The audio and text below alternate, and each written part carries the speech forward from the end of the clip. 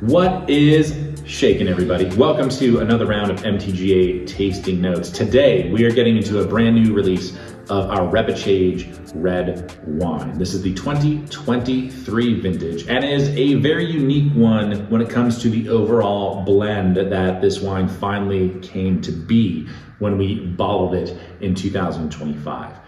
This vintage actually might have been the toughest for me to put together. Typically in the early spring, typically into April, maybe early May at the latest, I do a round of preliminary blending. I'm looking to just kind of dot some I's, cross some T's, make sure that our wines are, in essence, on the right path as we're getting ready for bottling in August or at the latest, very early September. So we have a few months to kind of zhuzh some things as we go along. This wine came down to the wire. For whatever reason, every single time I tried to put this wine together, given what we had in barrel behind me here, it felt like every step forward, I took 2 steps back. It was an incredibly tough wine to put together.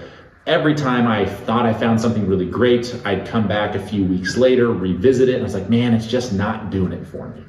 It took probably about 5 or more different iterations and blending sessions of being out here at the tasting table with my graduated cylinders and beakers and all that stuff to start dialing in these percentages right where they needed to be.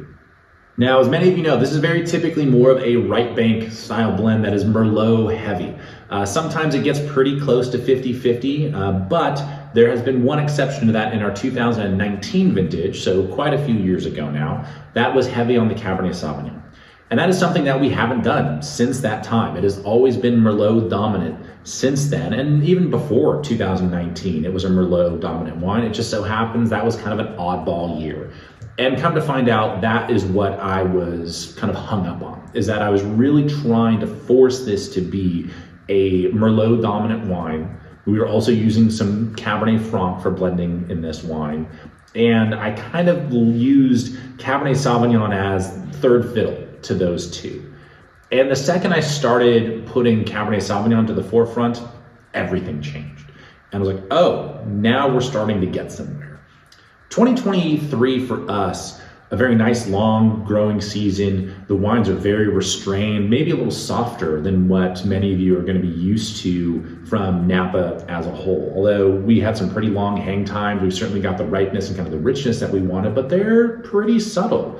They're going to take some time to kind of like blossom into their own. And I think that was kind of the problem, is that the Merlot was a little bit tight from this year. The Cabernet had a little bit more going on. So we flip-flopped those and decided to go a different direction with this blend. But of course, if you taste this kind of side by side with prior vintages of the Repechage, it'll be right in line with what you would expect.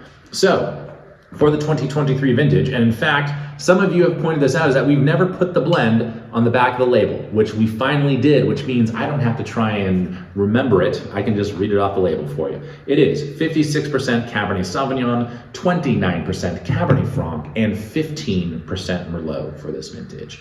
And it settles in right where you would expect our Repechage Red to be. Just smooth, easy, that great kind of pizza pasta style of red wine. Something that, hopefully is just an easy choice when it comes to decide if you're kind of undecided on what red wine you want to dive into that particular evening. Every time we make a red blend, it's always the goal is to be approachable, really easy drinking. Is it a wine you can hang on to and age? Sure, absolutely. But this is really built to just jump right into as soon as it is released.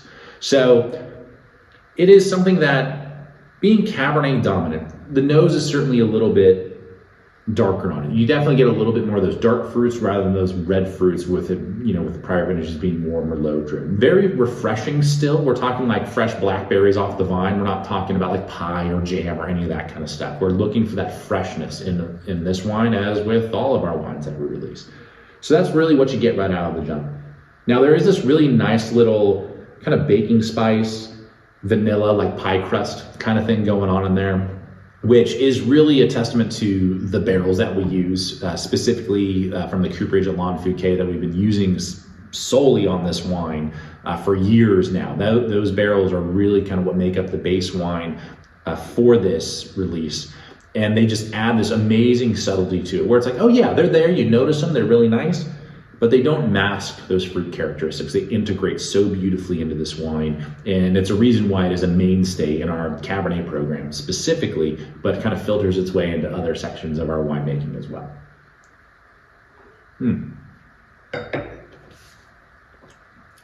Now on the palate, it just has this nice, it's pretty forward right now. And as you might expect from a 2023, this is still a very young wine, 2.5 years old as we're getting it out into the world.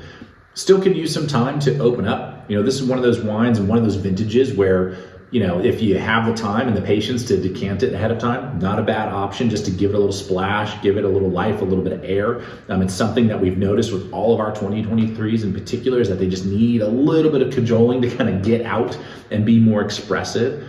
But the second you give it a few swirls, and this has been sitting in my glass here for, all of about 10, 15 minutes, and it has only gotten better as I've been sitting here tasting it this morning, getting ready to do these tasting notes.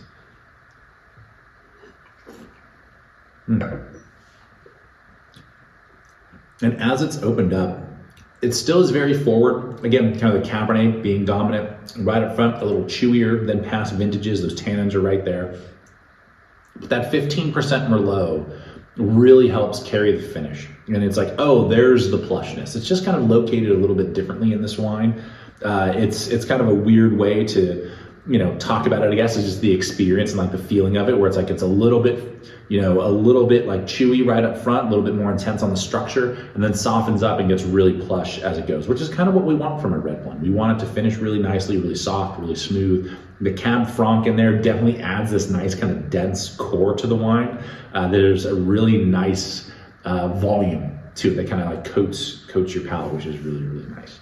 This is always as challenging as this wine was to blend. This is always a fun wine to make for that reason. The challenge is really trying to dial this in and get it exactly where we want it to go, so that when we finally crack into it, you're like, okay, there it is. There's kind of the complete picture, kind of the jigsaw puzzle that we had to move around and put together. So I hope this is a release that you get to enjoy and take a shot at in the coming weeks, months, whatever the case may be.